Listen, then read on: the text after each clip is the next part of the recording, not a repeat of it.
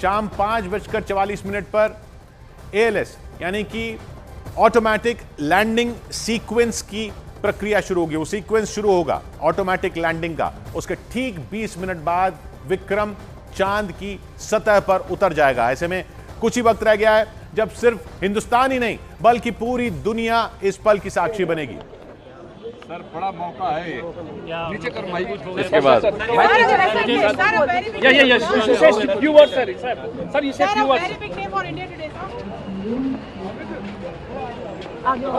कुछ पंक्तियां लिखी हैं और इस गौरवशाली अवसर पर तो ये प्रक्रिया शुरू होगी। प्रक्रिया के बाद क्या होगा उसको हम बार बार समझने की कोशिश कर रहे हैं। देखिए बार बार समझना इसलिए जरूरी है क्योंकि ये पूरा काफी कॉम्प्लिकेटेड सा साइंटिफिक मामला है। हम में से बहुत सारे तो साइंस भी नहीं जानते अच्छी तरीके से, लेकिन पूरी चीज को समझने की कोशिश कर रहे हैं अपनी आम भाषा में। उधर देखिए जगह जगह प्रार्थनाएं हो रही हैं, लोग उम्मीद में बैठे हैं, स्कूल खुले हुए हैं। जावेद है यहाँ पर। जावेद आप कहां पर हैं? देखिए किशोर, मैं मयूर विहार के एक स्कूल में हूँ और यहाँ पर आप तस्वीर देखिए, कितनी शानदार तस्वीर है। स्कूल के बच्चे हैं और यहाँ पर तिरंगा लहरा रहे हैं, इंतजार कर रहे हैं कि कब चंद्रयान जो मिशन है वो कंप्लीट होगा। क्या उम्मीद कर रहे हैं आप लोग? चंद्रयान बहुत अच्छे से लैंड करे and it will make our India proud, it will make us proud.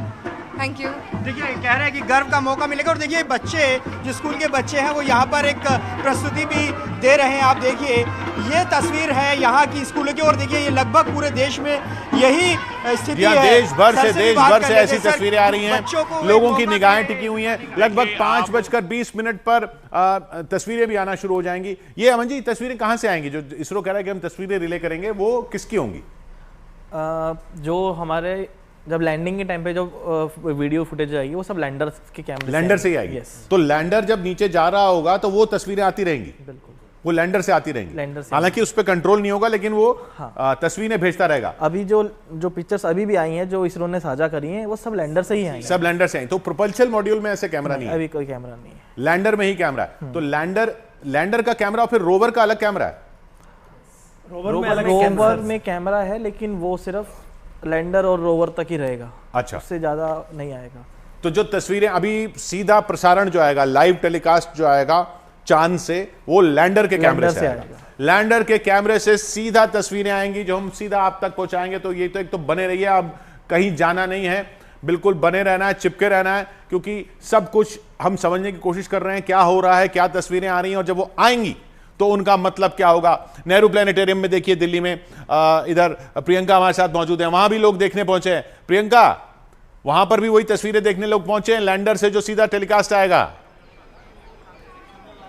जी बिल्कुल, ये तस्वीरें जो आप मेरे पीछे तमाम लोगों की देख रहे हैं, ये इंतजार कर रहे हैं, घरों से निकले हैं, छोटे छोटे बच्चों को साथ लेकर आए हैं कि आज विक्रम लैंडर को सॉफ्ट लैंडिंग करते हुए यही तारामंडल में ये देखेंगे। काफी लोग जो इंतजार कर रहे हैं, मैं उनसे भी बात करती हूँ। सर, बताया गया कि अब तो टाइम खत्म हो गया, अब इंतजार करना पड़ेगा, इंतजार के लिए राजी हैं? हाँ, मैं तो इंतजार के राजी हूँ क्योंकि ये सुनहरा मौका है और ये ऐतिहासिक समय है क्योंकि ये हम लोग बहुत दिनों से 14 जुलाई से हम लोग वेट कर रहे थे क्योंकि ये बहुत सारा एफर्ट्स है इनका साइंटिस्ट के, क्योंकि ये चंद्रयान 3 को भी लेकर आए। हाँ, बच्चे भी आए मेरे। अच्छा, छोटे छोटे बच्चों के साथ देखिए, ये भी इनके साथ आए। आप कितने एक्साइटेड हो? कौन सी क्लास में, पहले तो ये बताइए।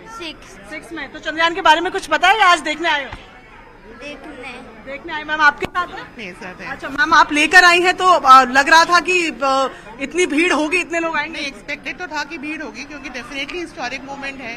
तो सभी जानते हैं आजकल, तो सब लोग फॉलो कर रहे हैं, तो पता तो था, लेकिन अनएक्सपेक्टेड थी कि स्क्रीन होगी, इतना हमें वेट नहीं करना पड़ेगा। लेकिन देखिए इंतजार से गुरेज नहीं है, कह रहे हैं तमाम लोग। देखिए पीछे तक जहाँ पर आप देखेंगे किशोर, ये जो पूरी लाइन लगी हुई है सिर्फ इसी का इंतजार कर रहे हैं। आज के शो के टाइम वैसे खत्म हो चुके हैं, लेकिन क्योंकि तमाम लोग यहाँ पहुंच चुके हैं तो इनको कहा गया है कि आप थोड़ा इंतजार कीजिए, आपको हम लैंडिंग शुरू होने से पहले अंदर कर देंगे। सर, कब से आए हुए हैं?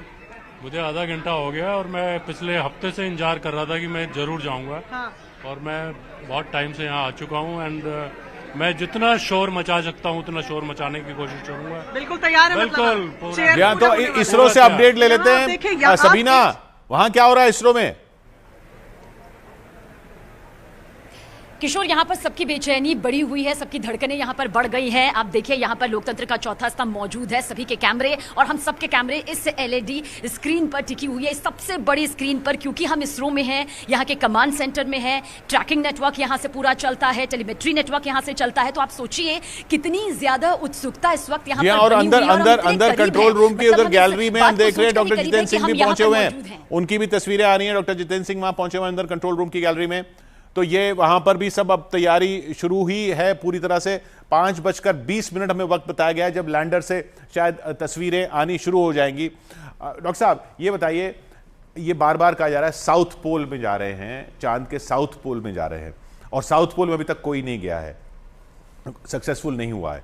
ये क्यों साउथ पोल फिर हमने चुना जब कोई वहां गया ही नहीं है? तो इस बारे में साउथ पोल को इसलिए चुना गया है क्योंकि साउथ पोल में काफ़ी क्या कहते हैं गड्ढे हैं, वो बिलियंस ऑफ ईयर से वहाँ अंधेरा है। तो कहते हैं शायद वहाँ पे जो खनिज हैं, जो हमारे रिसोर्सेज हैं, जो एलिमेंट्स हैं, उनकी स्टडी से हमें पता लगेगा कि स्पेस में क्या हुआ या हमारी धरती का जन्म कैसे हुआ। मतलब इस तरह की बातों को जानने में वहाँ से मदद मिलेगी। मतलब वो एक ऐसी स्टडी होगी जो अभी तक दूसरे किसी ने नहीं की है, इसलिए एक ये भी एडवांटेज है। और जबकि साउथ पोल पे पहुंचना, मतलब वहां पे लैंड करना मुश्किल है क्योंकि वहाँ की जो सरफेस है वो इतनी स्मूथ नहीं है। और ऐसा भी है कि नॉर्थ पोल और साउथ पोल को दोनों को देखें तो ऐसा नहीं कि नॉर्थ पोल पे सरफेस बहुत स्मूथ है। ल्यूनार जो नॉर्थ पोल है उसकी भी सरफेस जो है बड़ी अनइवन है, वहाँ भी उतना ही मुश्किल है। लेकिन कुछ लोग वहाँ भी प्रिफर करते हैं, पर ज़्यादातर ये है कि साउथ पोल पे ही किया जाए जहाँ पे मिनरल्स तो की खोज में ज़्यादा मदद मिलेगी।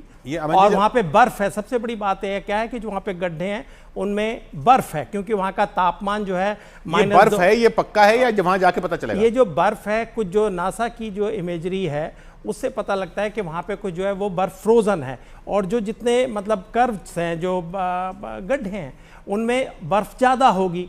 तो ये भी एक है, अगर वो बर्फ़ है उस सतह पर या सतह के नीचे, तो अल्टीमेटली जो मिशन है वो ये है कि वहाँ पे उसको हैबिटेट किया जाए, कि आदमी वहाँ जाए। जब इंसान वहाँ रहेगा तो ये बर्फ़ जो है ये उसके लिए सोर्स ऑफ ऑक्सीजन भी होगी।